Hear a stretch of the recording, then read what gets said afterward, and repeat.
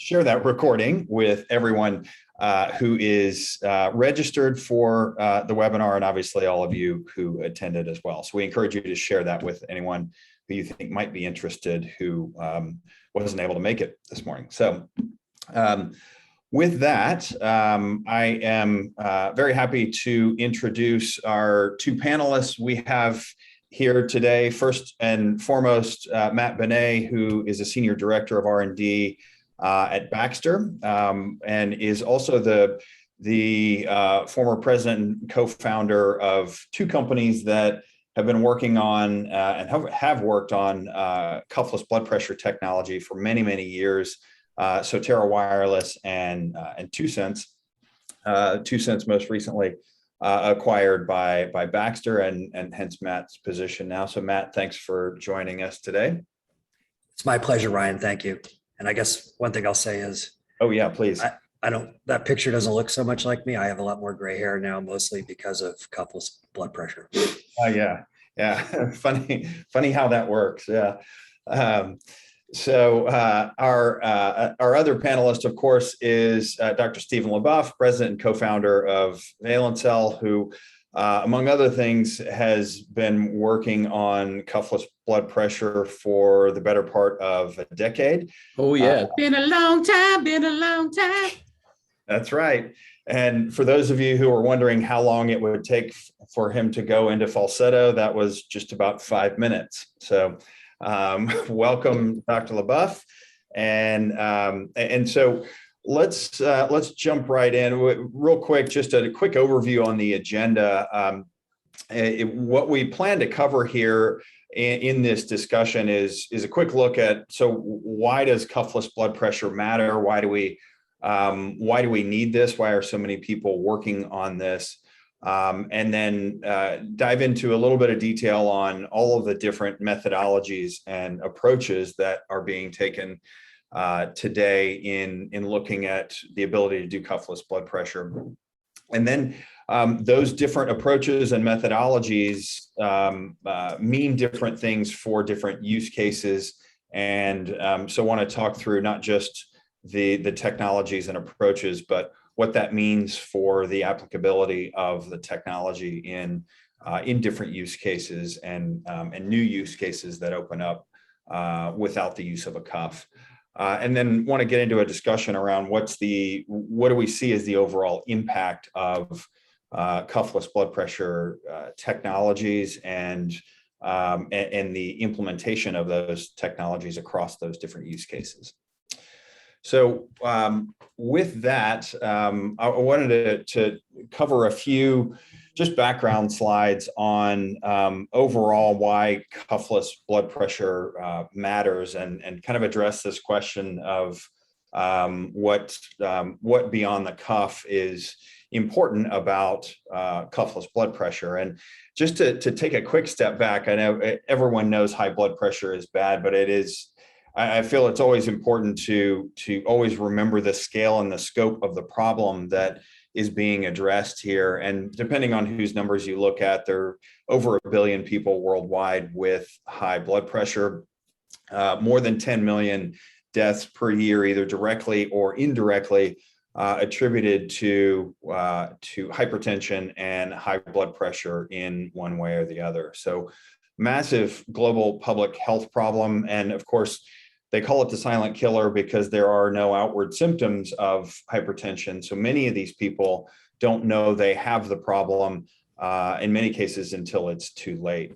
But also in many cases that hypertension is mixed with a variety of different comorbidities, many of which you see there in terms of diabetes, coronary disease, chronic kidney disease. This is by no means a comprehensive list, just some of the top comorbidities associated with hypertension.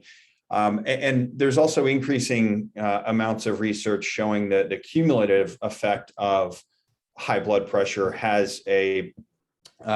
is much more indicative of the overall risk of cardiovascular disease and to morbidity overall, independent of any individual or group of readings at a particular point in time. So this speaks to the need to identify hypertension and high blood pressure earlier, or as early as possible, to prevent some of these deterministic paths and comorbidities associated with hypertension.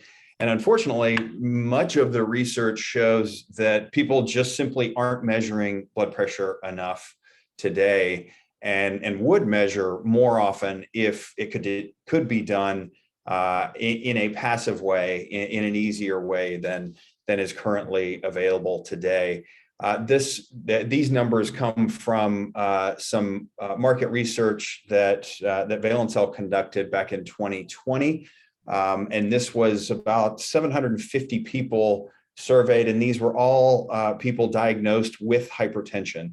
And one of the things that jumps out is even those diagnosed with hypertension are only measuring their blood pressure a few times a month or a few times a year.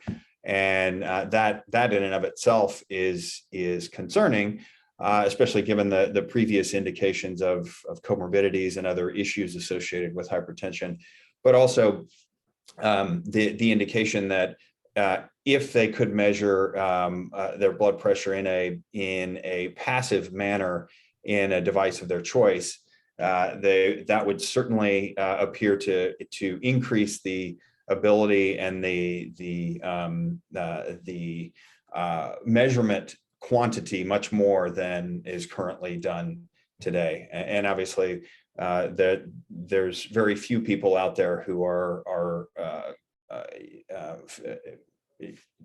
measuring with the level of recommendation that someone like the Mayo Clinic recommends, with measuring their blood pressure twice daily. So these are just a few of the indications around why cuffless blood pressure matters. I want to open it up now. This was more of a tee up to the discussion. LaBeouf and Matt, any other thoughts on, or your perspective on, why cuffless blood pressure matters? Yeah, Ryan. Yes. Oh, go ahead, Stephen. You go. I'll let Banet go first. No, Alphabetical Stephen. order. All right. All I was going to say is a lot of what Valencell is focused on and what you talked about, Ryan, is outside of the hospital, but within the hospital for surveillance monitoring, blood pressure is really critical.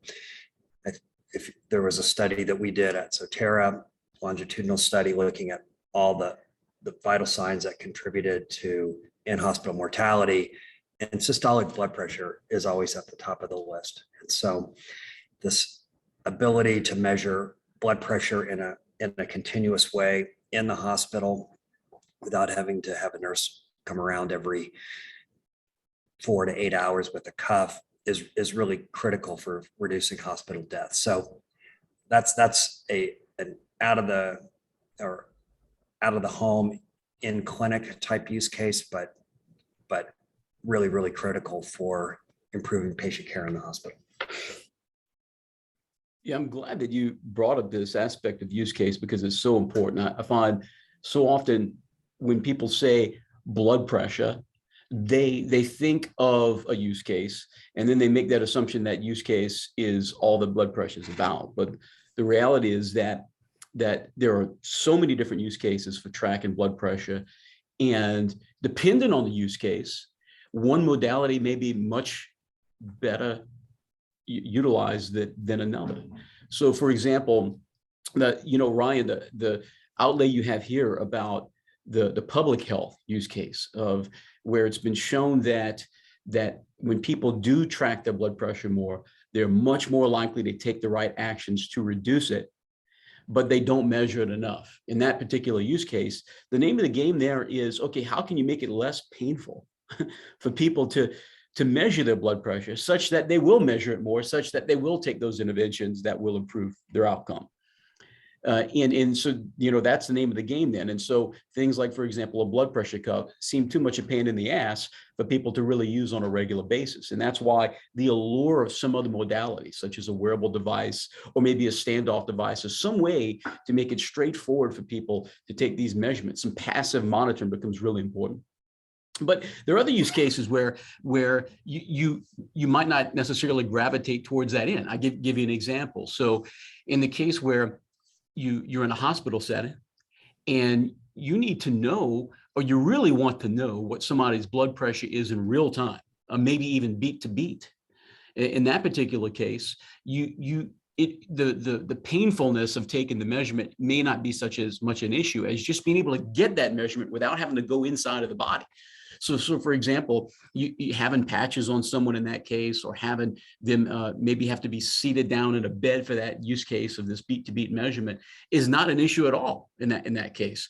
The big benefit of these alternate technologies for blood pressure monitoring in that case are just not having to be invasive in the body, and also being able to provide a high resolution measurement of the blood pressure in each beat. So very different use cases. In the first case, the most important thing is less about things like beat to beat acuity, but more about providing an accurate measurement in an easy way for a person on the go or as they live their daily lives. The second one is not at all about measuring on the go or daily lives, but about getting that high resolution without having to be inserted inside the body.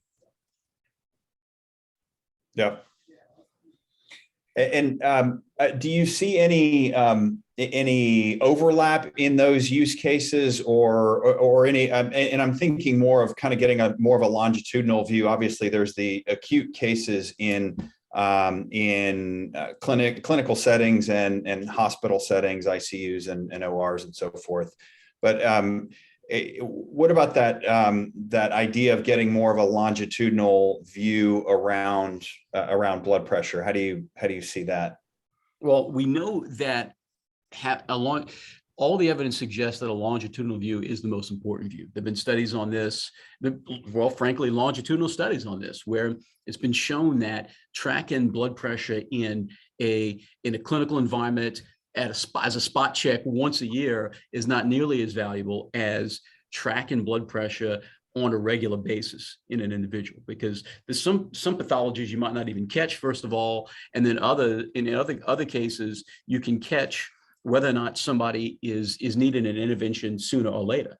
So for example, some people have profound blood pressure swings within a day, and that can be associated with various different pathologies. And you won't capture that at all in a situation where you're in a clinic and getting a spot check measurement. And then there's other cases where, in a doctor's office, you may measure your blood pressure, or the doctor may measure your blood pressure to be much lower or much higher than it actually would be on a regular basis while you're in the office or while you're doing some regular life activities. And so you totally miss out on that information. And so all this damage is being done now to your arterial system. And as far as you know, everything's fine, or the opposite. Actually, you go to the doctor and he puts you on medication when you don't really need, or the doctor, she puts you on medication for things you don't even really need medication for. And this actually happened to a relative of mine, where my relative, he had gone to the doctor for some complications during exercise, and the doctor, she put him on medication because the blood pressure that she was measuring for him was quite high, but it was just white coat. So the problem is that medication made his situation worse. The issue was actually that he was having something called orthostatic hypotension. And so this medication made it much worse. So in this doctor's view, you can imagine, she's measuring his blood pressure. Oh my God, it's boku high. We got to put you on some medication here. It was white coat syndrome. So he goes home, and what happens? It's a worse outcome for him by far than if he wouldn't have not been on medication at all. So those are some examples that come to my mind right away about the importance of longitudinal monitoring of blood pressure. Yeah. Yeah, Stephen, I would almost go as far as to say that an isolated single measurement of blood pressure really has very, very limited value. In some cases, no value. To Stephen's point, so many patients have white coat hypertension. That's a pretty well documented use case. But back to the hospital, where swings in blood pressure can be profound, an isolated measurement, especially one that's done once during a nursing shift or every 15 minutes, even during surgery, has really compromised value, just because the accuracy matters for sure, but it's really the swings that are going to indicate whether or not that particular patient is going to crash, what their overall cardiovascular health is. So it's this funny measurement that's profoundly important. But, And Banet, to your point here, so one thing is the swings, like you mentioned. Another thing too is, one measurement really doesn't mean anything, because like you mentioned, and one of the reasons is, I've worked in sensors a large part of my professional career, all different types of sensors, crazy sensors, things going from nuclear sensors, literally, to biochemical sensors, to biological sensors, to the physiological, all across the map. And one thing I've learned is that no matter how well you design a sensor, it will give you some inaccurate readings at some point. It just will. And so if you take one measurement on any sensor, it doesn't matter who's developed it. Not only is the fact that even if it were a perfect sensor and got you right at that point, not only is it true that really has no meaning because there's no real context behind it. Sometimes you're going to get it wrong.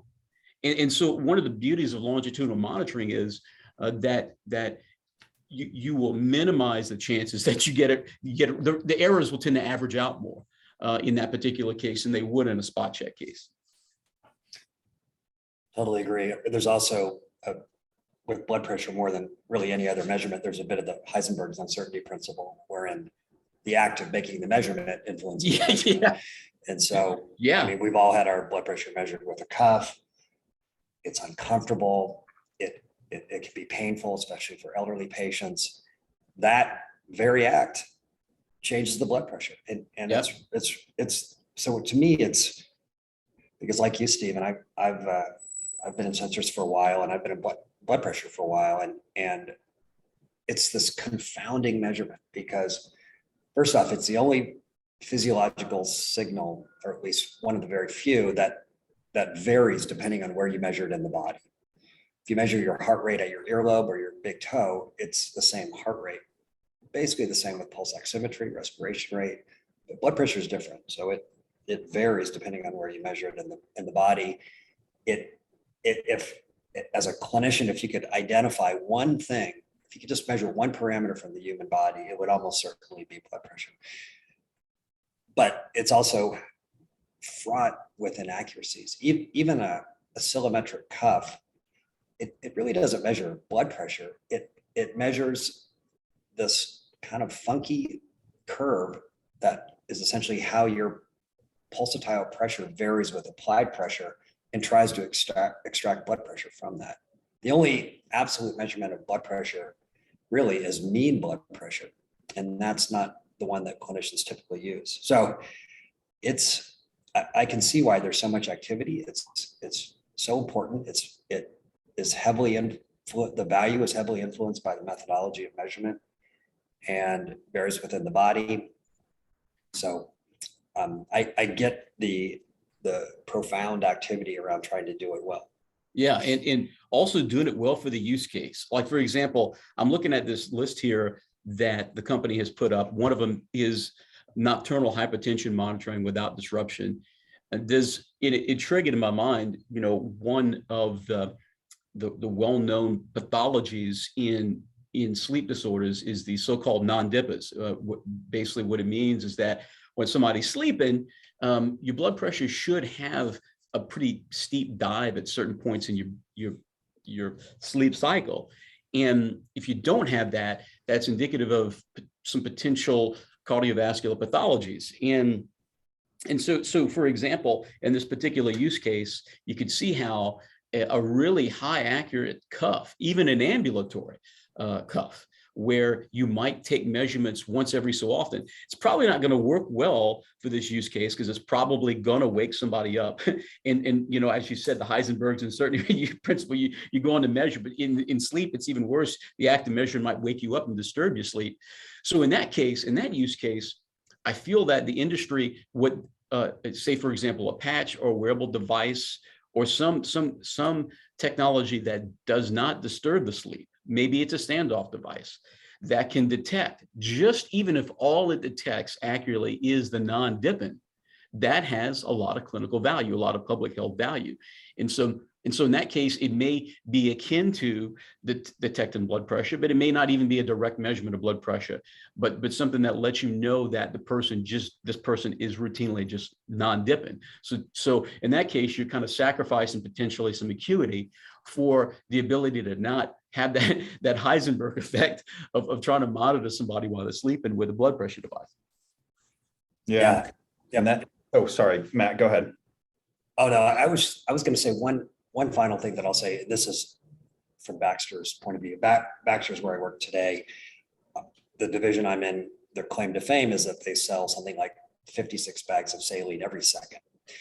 And saline is delivered as a fluid mitigation strategy for patients who need fluids.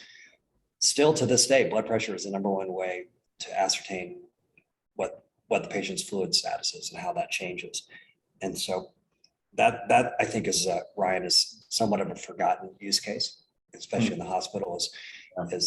It's really challenging to know when you should give a patient fluids. Something like 90% of all hospitalized patients have an IV system and are getting fluids. Blood pressure is really the best way to determine that critical therapeutic, but still there's no great way to measure it. A-line would be preferred, but A-lines are very rarely used outside of the ICU or in surgery. And so it's still kind of a guessing game. And just another example of an extremely important measurement, not done particularly well, but profoundly important to the patient's care. Mm-hmm. Another example of this is the use case of monitoring someone's blood pressure during dialysis, where you need to make certain that they are being dosed correctly and they have the right balance of fluids. And in this case, in many cases, these dialysis patients, they have very weak vascular structures. So you just measuring blood pressure can be painful for them. And in this case, it's interesting. It's another one of these trade-offs potentially between accuracy and use case, because with a blood pressure cuff and a manual measurement, you might get extreme accuracy about the person's blood pressure. But in dialysis monitoring, is that really critical? What you really care about is this person's blood pressure dramatically increasing or decreasing? And so some of these alternate technologies for measuring blood pressure, we really do need to work out what the accuracies really need to be for the use case. So for example, towards that end, Valence Cell, the approach that we've taken with our technology for a PPG-based blood pressure is it's been really important for us, because in this case, the way it works is it's in a wearable device, a wearable configuration, and you sit down at rest and you take a measurement and you get a measurement that needs to be as accurate as a blood pressure cuff measurement would be. In that case, of course, you understand why the accuracy has to be that good, because you need to be equivalent to a blood pressure cuff.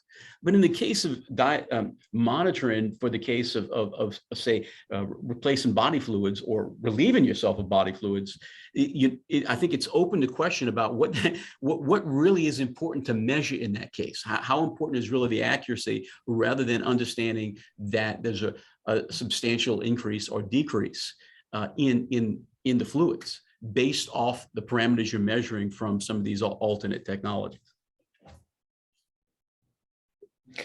Yeah, and LaBeouf, that's probably, we've jumped around a bit we jumped right into use cases without getting into some of the different methodologies and kind of the technology landscape around cuffless blood pressure. So maybe that's a good transition into looking at the overall the landscape around cuffless blood pressure. And I'll preface this by saying this is by no means a comprehensive list. This is just intended to be a high-level view of some of the methodologies and some of the technologies being deployed today and researched today around cuffless blood pressure. So by no means do we need to read through every one of these, but LaBeouf, to your point, the technology that we at ValenCell are working on is around the PPG waveform. But I think it would be interesting to talk about some of these that you guys think are most interesting and why you think those are most interesting, and how that the level of accuracy and reliability has an impact on the use cases where it's applicable. Well, Banet, if you're willing, I'll go ahead and start on this. The things that come to my mind when I look at this list right away are, it really is a good list. It is a good list of some of the most important technologies in the market in the field today. Some of them are not in the marketplace because they're not approved or they're not yet fully developed. There are, of course, other technologies you can use to measure blood pressure, some that probably don't belong in this chart here, but are still pretty interesting. The second thing is pulse transit time has kind of been the workhorse, or pulse arrival time, some variant thereof, has been the workhorse of cuffless blood pressure monitoring, and it still is. It's got so much. Despite all its shortcomings, it requires a lot of calibration, a lot of care in how you do the measurement. You have to be very careful about motion artifacts, big time in that, and also a variety of other things you need to be concerned about. For example, in pulse arrival time and pulse transit time, you do need two sensor modalities, or two senses at least, in order to see when, for example, a heart's started to beat, and then also when the pulse has arrived. So it's got a lot of shortcomings there that are concerning, but there's a lot of research in it, and so a lot of people have become more comfortable with it. And so when I think of pulse transit time, I think it's kind of like the grandfather of cuffless blood pressure monitoring, and this also seems to be the approach that, for example, Fitbit and Apple and Samsung have been taking. And then another thing here is areas that I find very exciting. Of course, what we're working on at ValenCell, because we've learned that through a PPG focused approach, we can literally measure blood pressure as accurately as a blood pressure cuff without a calibration.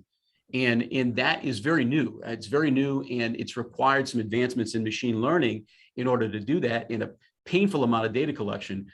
But that it's really interesting because of how that can be translated now to wearable devices. And then the last thing I'll say is another area I find really interesting is imaging technologies. That it's much in its early stage, and no one has shown that they can really do it well enough yet. And it has some shortcomings with respect to that. It's very, very, very sensitive to lighting. And unlike a PPG approach, which you can bring that anywhere you want to go, you really have to be mindful about the environment of imaging technology. Also, it's really extremely sensitive to motion artifacts. But from the standpoint of someone in the future, maybe being able to look at their computer and get a really accurate blood pressure measurement with some of the advancements in machine learning, I think it's another interesting approach. Yeah, I agree with all that, Stephen. When I look at this list, Ryan, it's interesting to me because I've lived a lot of these technologies. I started Sotera back in 2002 and have seen that technology evolve. I personally gravitate towards the ones that are at the end of the list, and I'm also, not to be self-serving, but I'm a big fan of ValenCell's technology as well because of the marriage of waveform measurement and machine learning. But I'll start with ultrasound and RF. I'm familiar with both Blueo and Softsonics. I like those techs because they, using image, or not really imaging, but either RF or acoustic waves, they're able to probe arteries that are deeper in the body, and those arteries typically have pressures within them that are more consistent with what you might measure at the brachium, which is where most reference measurements are done, or the radial artery. where an A line is placed. So I've seen some really exciting stuff out of those technologies. The waveforms, which is really the root of the measurement, as measured with RF or ultrasound or PVG in the case of valence cell, is similar to what you would measure with an A line. And so I think that those technologies have the potential to be inherently accurate. Also, I'm looking at the chat. Someone mentioned Caretaker. I've looked pretty closely at that device, and I think that's a solid device. It, as probably most people know, it has a little cuff that wraps around the finger. It's not the volume clamp method, which I think is accurate, but it's just too uncomfortable in the spirit of honesty to be a measurement within the hospital, not really practical for the home. Caretaker device is different in that it applies just a light pressure, and it's really sensitive to small expansions of the artery that's in one of the fingers. So I think it has, again, it's probing an artery that's a little bit deeper in the body, and the correlations with pressures in that artery are matched pretty well with especially with the radial artery, also with the brachial. So, I think from my perspective, I'm seeing almost a renaissance in cuffless blood pressure technologies, where, to Stephen's point, pulse transit time or pulse arrival time, that was the one that was there first, and there was a lot of activity. Unfortunately, and Ryan, you and I have had this conversation before, the perception of the medical community is that those measurements, because they're sensitive to both pressure and arterial tone, they're not adequate for hospital monitoring. I don't know if I fully agree with that, but that's the perception that you have to overcome. And I think that perception is driving this renaissance in these new techniques like RF and acoustics. And those techniques in turn are driven by advances in microelectronics. So with Blumio, for example, that would be a really hard measurement to make 10 years ago. Now there's a chip that you can buy probably for less than $3 that allows you to do radar on the body. So that makes that measurement possible. Same with ultrasonic measurements. Doing that 10 years ago would be a non-starter, but today advances in stretchable, flexible electronics, small scale acoustic transducers, arrays of those transducers make that measurement a possibility. In the chat, someone mentioned this idea of using laser-based spectroscopy to measure deeper lying vessels. I think that's an interesting approach. I think anytime you can apply more than one wavelength into a spectroscopic type measurement, you have a good chance of solving that particular problem. So long story short, a lot of really exciting stuff coming down the pike. At the end of the day, however, the only thing that matters, actually, from my personal opinion, it's not even motion artifacts. All these techniques are affected by motion. It's accuracy. I mean, it's stating the obvious, but accuracy that's absolute and accuracy that detects radical swings in blood pressure. Even if you don't meet the FDA standards, which are pretty tight during those periods of swing, I really think that's okay. The key is you have to be able to track that. And without that, the measurement. Yeah, I feel it's really important to think of the use case, and you have to be good enough for that use case. And the FDA has taken the approach, for example, if you're going to, say you're measuring blood pressure consistent with a blood pressure cuff, if you're going to be substantially equivalent to that, you need to be as accurate, or at least you need to pass the same test. And I totally agree with that. I think there's flexibility that needs to be considered for other use cases. In the case, I'll talk about a couple of things. You mentioned about the RF and ultrasound, and also talk about the laser technology. A couple interesting things there that come to my mind is what I love about the approach of a standoff approach and imaging is when they come together, what they can do. Because what you can do in principle with imaging and with an approach that can dive deep into the bodies, you can really get a depth-dependent map of a lot of the hemodynamics going on in the body. And so you can get a much a much broader and much richer base of information to make some guidance upon. And one approach that comes to mind that's kind of a combination of lasers and ultrasound is as an approach where you use a laser to, and of course, a laser is only going to go so deep in the body, or at least hopefully they're not so powerful that they go too deep, because then they burn you up. But you shine a laser into the body to basically create a sonic wave, and then you measure the time of that arrival of that sonic wave to give you information about depth-dependent photoplasmograms. And that's really interesting. It only has a certain amount of penetration depth. And then also, to couple the sound to your body, you need a gel. And that gel, for a wearable device, nobody in their right mind would want to wear that for a long-term wearable device. But for, say, some use cases, you damn well might be very excited about doing that. For example, a sleep use case where maybe you just put a patch on and forget about it. And so then you can get this depth-dependent profile, at least to a certain depth, of what the blood pressure is and what the blood flow is really in these different blood vessels, dependent on their depth. And with PPG for a wearable device as it is today, you can't really do that. I think that PPG is going to benefit, and our technology is going to benefit from the integration of imaging technology into it, where we can look at the PPG elements and the PPG characteristics over not just one location in the body, but over, say, maybe even a multiple millimeters across the body, and understand that blood flow dynamic and get a lot more information about the person. Another thing here that comes to my mind is the point you mentioned earlier, Banet, about the differences in blood pressure depending on where the body location's at. At Valence Cell, our technology has been studied at 3 major locations. Primarily, we've done measurements all over the body. And over beers, I can tell you all the different parts of the body we measured. But in this case of this webinar, the primary ones are ear, finger, wrist, and arm. And we've done blood pressure assessments in those different locations, and some of them have more propensity for motion artifacts versus others. The ear tends to be a really good place for measuring blood pressure, even when you walk around. The ear sucks when you talk, though, for measuring any biometrics, but especially measuring blood pressure. But if you're not talking, it's really good. I mean, we've been able to get accurate blood pressure measurements even while people are walking. With earbuds, and we can't get that same kind of acuity when someone's wearing our technology on the wrist for blood pressure, or our technology on the finger for blood pressure.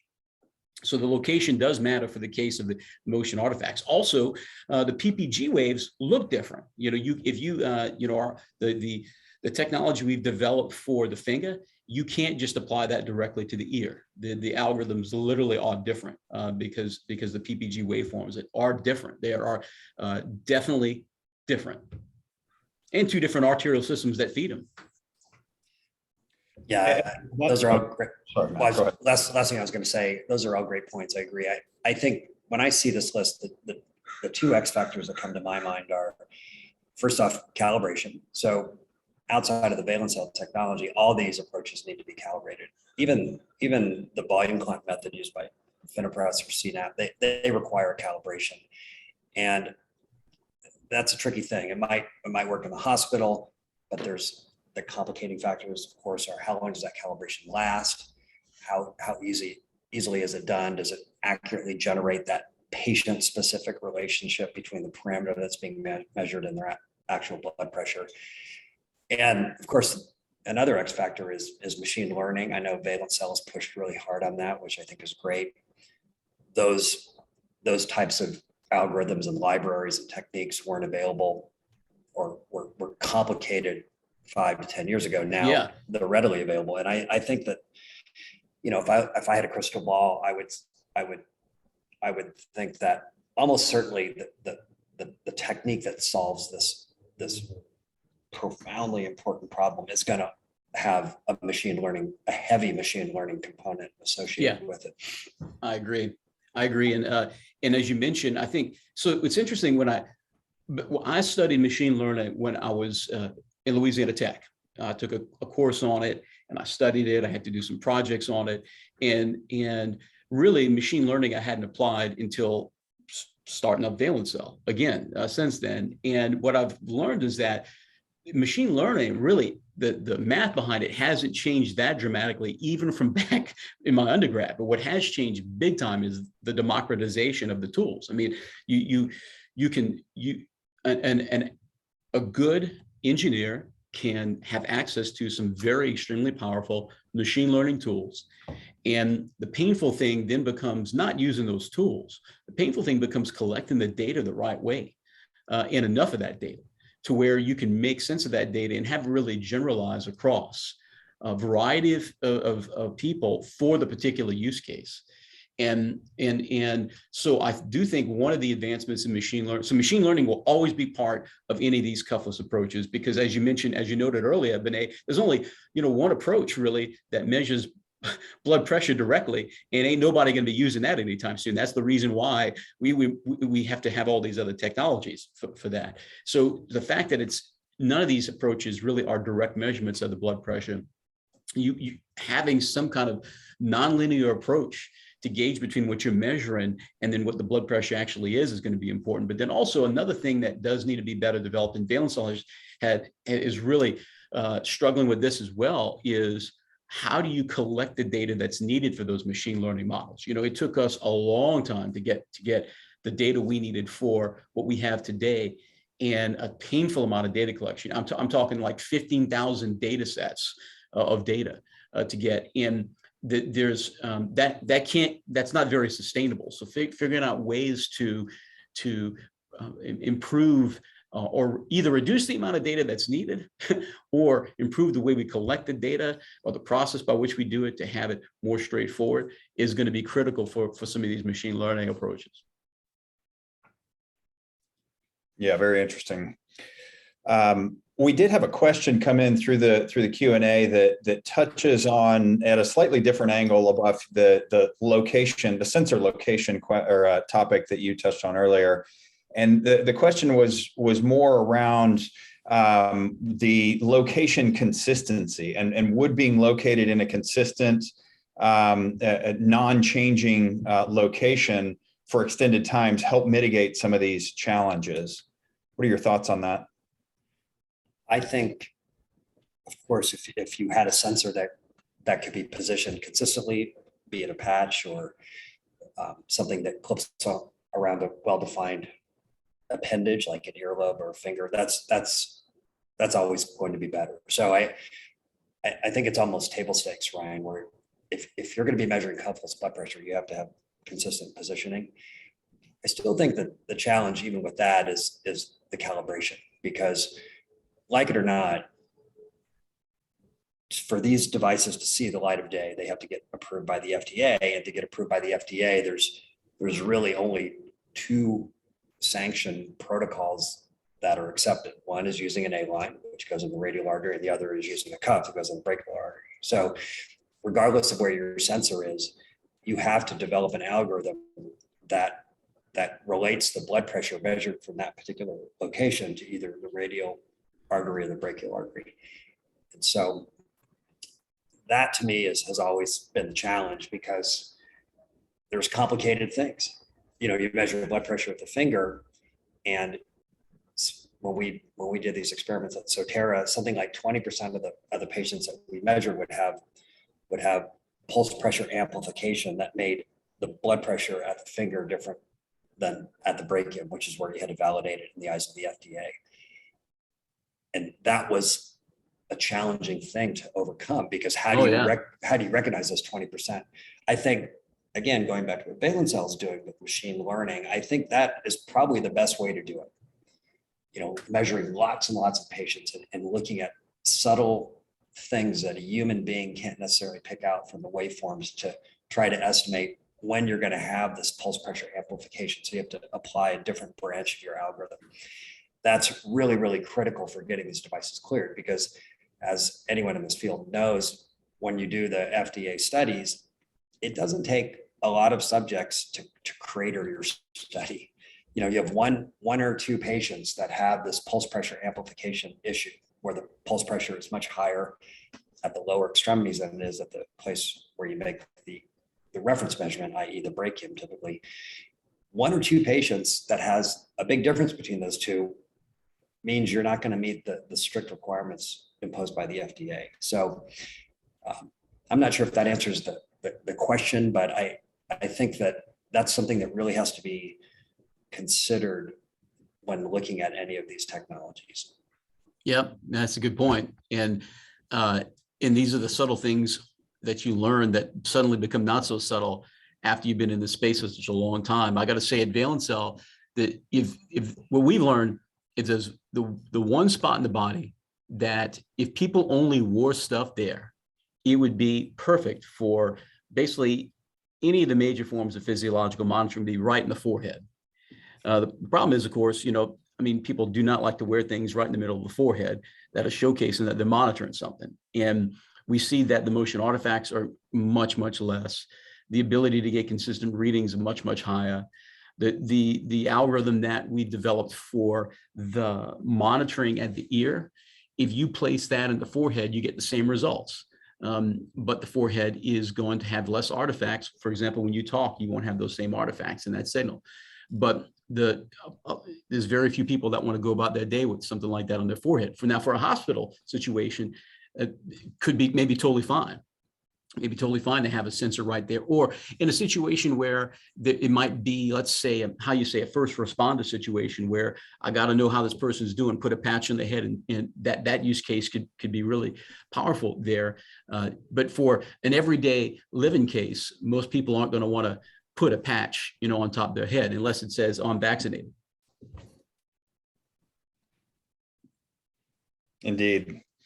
So one of the things that we haven't talked about so far is this this notion of, and we hear a lot about this, and I feel like there's a lot of confusion in the marketplace around this notion of continuous blood pressure monitoring. And that, of course, has different definitions to different people and different use cases. But I'm curious to get both of your thoughts on that notion of continuous blood pressure monitoring. What are the nuances and the value there? I think that's an overused term, Ryan, personally. I think it's not necessarily required that you do continuous measurements because someone's got to consume all that information and people are busy. I think that, really continuous is a euphemism for changes. And Stephen brought up some great points. Dialysis is a really tough market, but probably the area where patients' blood pressures fluctuate the most outside of surgery. And during dialysis today, you measure blood pressure typically every 30 minutes, sometimes every 15 minutes. A better solution would be not necessarily a continuous one, but something that allows you to detect typically these big drops in blood pressure. Patients who crash during dialysis because of hypotension.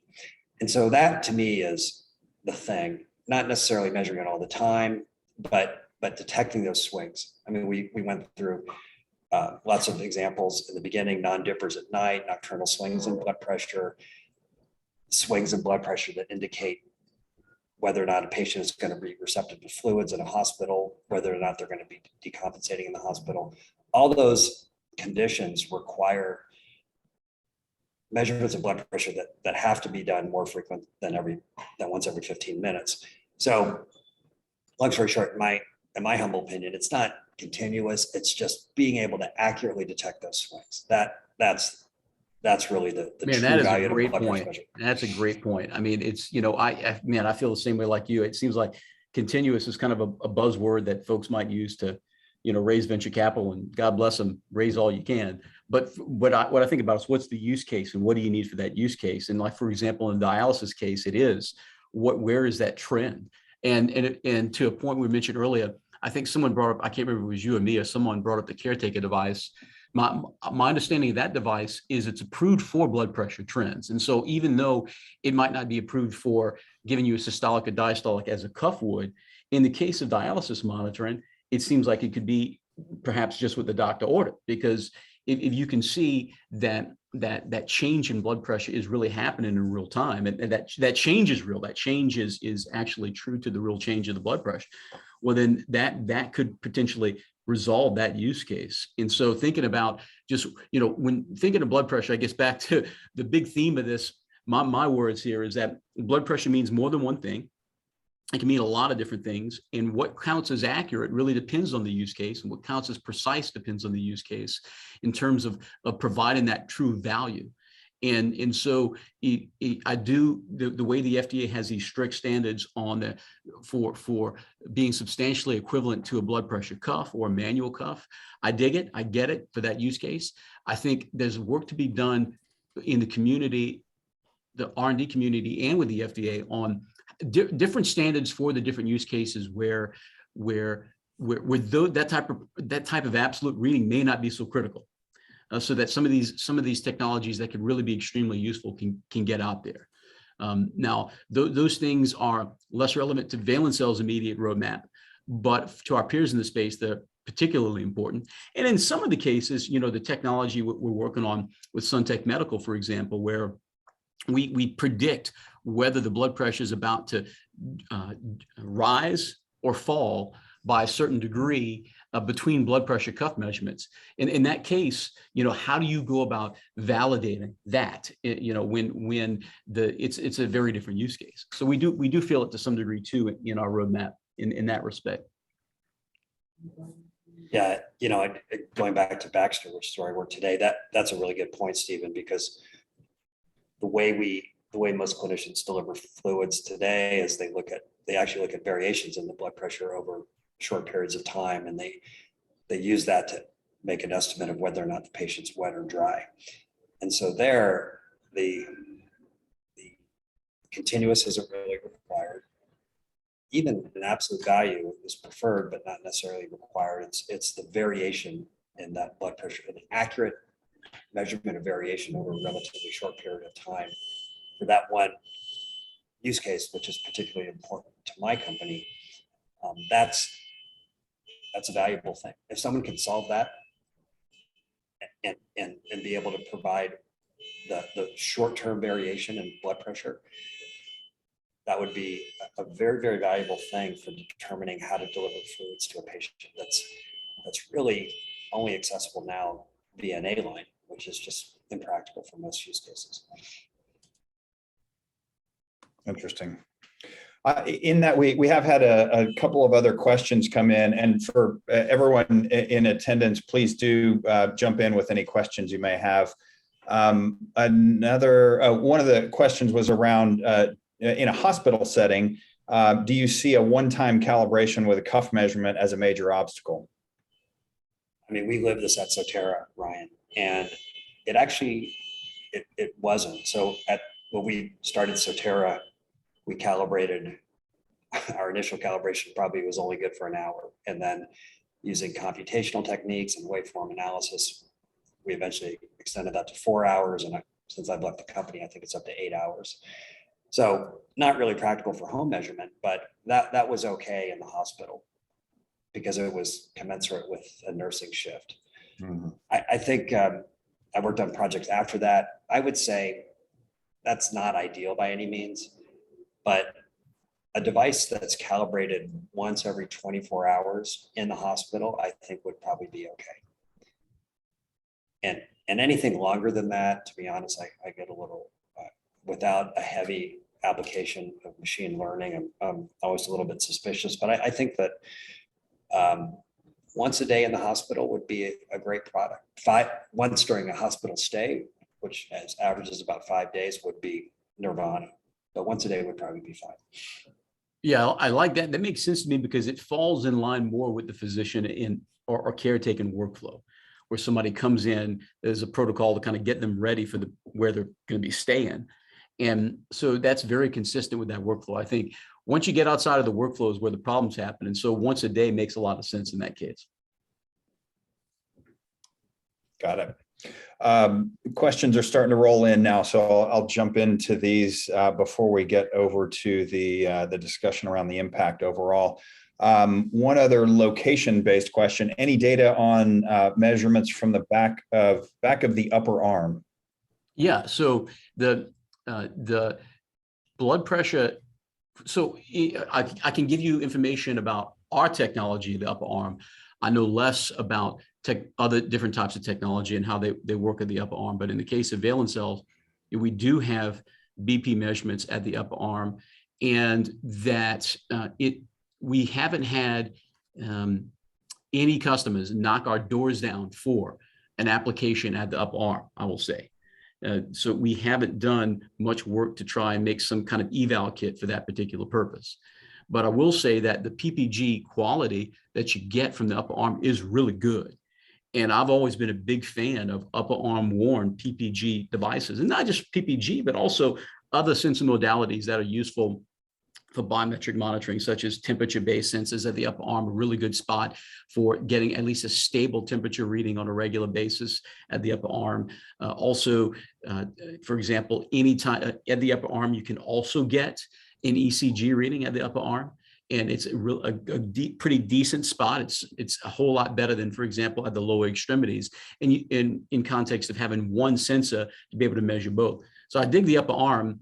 We haven't had anyone knock our doors down about it, so we don't have any eval kits on the upper arm right now to service. We did have one other valence cell specific question here, so I'll jump into that. Is there any data showing valence cell could accurately track blood pressure changes in one subject? Oh yeah, that's definitely yes. And really, right now, our technology has gotten so good where the thing you have to be mindful of is our technology is designed to measure a person at rest, so they're not exercising, just like you would a cuff. So if the person's blood pressure is dramatically changing in that period, or if the blood pressure is some physiological characteristic is dramatically changing, we can't provide you a measurement at that time. You need to have relatively stable PPG waves for us to get you a result. And we track that. We reject instability issues to prevent you from getting an erroneous measurement. So one of the things we've had to do is, in the case of a blood pressure test, for example, to showcase how well we work, is even though the way that our eval kits work is you get a measurement every second, but that is not what we're putting through the FDA. What we're putting through the FDA is you get one measurement in that measurement session, because it's going to be too much a pain in the ass for us to get approval on a second-by-second basis with the FDA right now. But the eval kits do provide a second-by-second output. So what some people will do is they'll take an eval kit and they'll do some breathing tests to see if they can see their blood pressure change with breathing. With controlled breathing in the right way, to showcase that the heart rate will change in a direction and that the blood pressure will change in the opposite direction. And as long as you do that in a controlled way, then we'll still provide you the blood pressure readings and you'll get accurate results. If you do something really crazy where your heart rate's dramatically changing or something like that, then we're going to throw those results out. So one of the things we've had to do for exercise, we've had to come up with protocols where your heart rate isn't changing too much. And so we found some protocols, for example, with dumbbells, where someone can do an isometric type exercise where they're not actively moving around and their heart rate isn't changing so much in that measurement, so we can show how well we track blood pressure during those tests. And we do. Yeah, just to add to that, Stephen, I think that's a really great point, because I've seen lots of studies where you put a healthy volunteer on a treadmill and their heart rate goes up, and lo and behold, their blood pressure goes up in a commensurate way. And so they develop a model that is heavily influenced by heart rate. And then in the real world, that doesn't fly for the exact reasons you said. Often blood pressure changes without a commensurate change in heart rate. So I think it's absolutely beyond critical that any of these approaches for cuffless blood pressure need to determine swings in blood pressure and need to be developed using clinical validation, wherein the blood pressure changes but the heart rate doesn't. I think it's a subtle point, but it's just so easy to get fooled. I see this all the time where you see these beautiful correlations with treadmill type studies, but it's a red herring, because their heart rate is changing in this way that's super consistent with their changes. Banet, I've seen this with blood pressure tests. I'll tell you, I've seen this with folks sending us data on their amazing glucose tracking tests, where basically you name the metric that's crazy to measure, they're actually tracking heart rate, and outside of the test protocol, they can't measure nothing. Yeah. And of course, that has no utility really at all, unless for some reason that exact protocol is critically important, which almost never it is.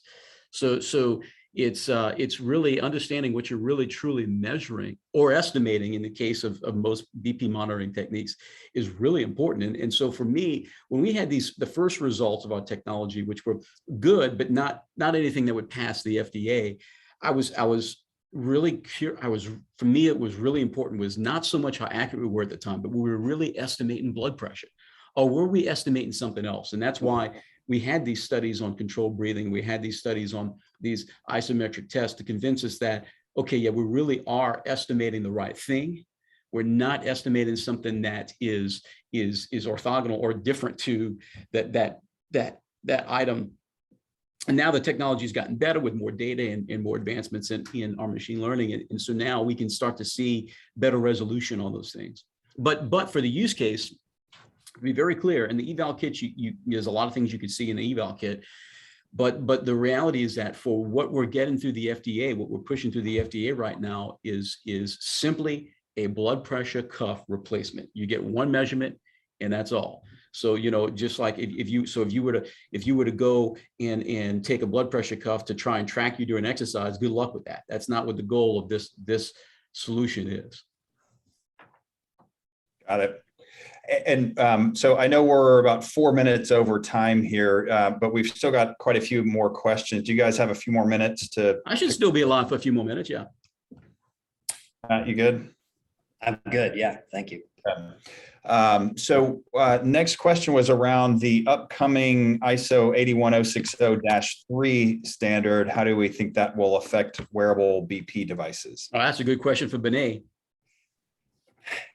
Yeah, I think it's a good standard. I think that it's challenging to meet, but I think it's great that these standards are in place because you just have to have good tech that's out there. And quite frankly, this is one problem with this whole field of cuffless blood pressure monitoring is that there's a fair amount of noise out there, and there's some technologies that, again, in my personal opinion, have got through the FDA with the older standards, but aren't useful clinically because they don't do what we spend a lot of time talking about, which is tracking blood pressure swings.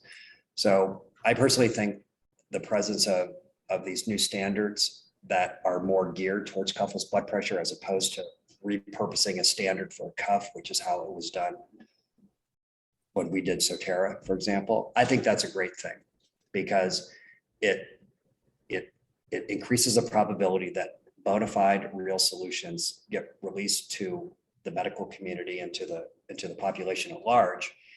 And that in turn, I think will remove some of the noise that's in this general area of cuffless blood pressure that comes from technologies that, like we just mentioned, are either heavily trained on heart rate variation, which isn't a true measurement, or other factors. So I'm a big fan of it. Got it.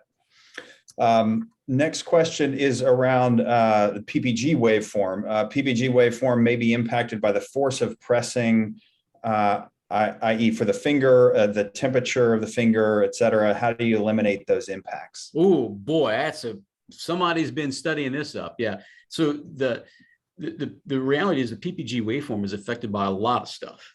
That's part of the beauty of it. It's also the thing that sucks about it because you can get a lot of information from the PPG waveform, but it's also affected by a lot of things. And yeah, you definitely get effects from perfusion. You definitely get effects from the standpoint of temperature, but really that temperature has more of an effect on the perfusion than anything else. So it's more of a perfusion issue, but also pressure.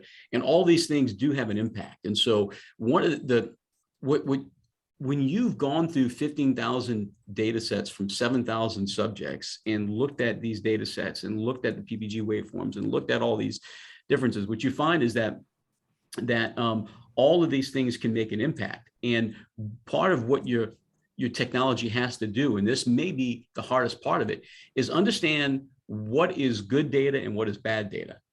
And so in any measurement that somebody is going to do with with any physiological sensor, there's going to be good data. There's going to be data that you collect that's exactly the data you want to see, and there's going to be data you collect that ain't right. And understanding those differences are what's important. I can tell you right now, in the case of our technology, where you lay your finger down on the device, if you're pushing too hard on that device, we're going to sense it and we're going to not let you get a measurement, because that data is going to look like poo stew with a rotten root. So you have to know that. But there is a reasonable range of basic pressures where we've had to design our technology to work well within. So there's a range of pressures and a range of perfusions where we're going to give you the same measurement, frankly, no matter what. And we've tested this. But yeah, if you're pushing down too hard, you're going to get differences. Fortunately, we'll pick that up and we're going to stop you from getting an erroneous measurement. Hey, what's poo stew with the rotten root? Let me tell you, you never want to taste it or smell it. You had to ask. All right. Another PPG question, talking about a PPG in the ear. Would the signal be more accurate measuring in the ear or outside the ear? Well, we know a lot about that. So taking motion artifacts aside, so saying this is not a motion artifact story, this is just a person at rest, what will the signal look like? What we've seen is that as long as you're being fed by the carotid artery system, our technology seems to give you the same results for a person at rest, whether it's inside the ear or whether it's outside around the ear, or even the forehead. We have seen some differences on different parts of the face, and we think this is due to a few different phenomena, but generally speaking, you're going to get the same result as long as somebody's at rest. Now, if somebody's talking or somebody's doing some other activity, then one location may very well be better than the other. Got it. So we are way over time at this point, and I feel like we've covered a lot of the biggest impacts there as it relates to cuffless blood pressure technology. So in the interest of time, before we wrap up and say thanks to everyone, is there anything we haven't covered that you guys feel like we really should? You know, I'd say I feel like we've covered everything. I think what's important, really, really important for people to know is that if somebody tells you they're developing a cuffless blood pressure monitor, that can mean almost anything. It's really critical to understand what is the use case, what is the intended use, and then look at what the design is for that intended use, and does that make sense for that intended use in terms of what it can really deliver on.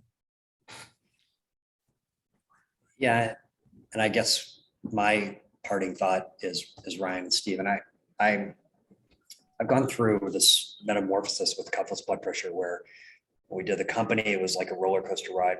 We thought we had it, then we did, and then eventually we got the product through the FDA, and I think it's resulting as good product. But I am really encouraged by this new stuff that's coming down the pike, be it something that like Valence is doing with PPG and machine learning, something that Blumio is doing with radar. The ultrasonic stuff is particularly interesting to me. I'm just really encouraged that people have stuck with this problem and are leveraging these advances in microelectronics to develop some really innovative, cool stuff.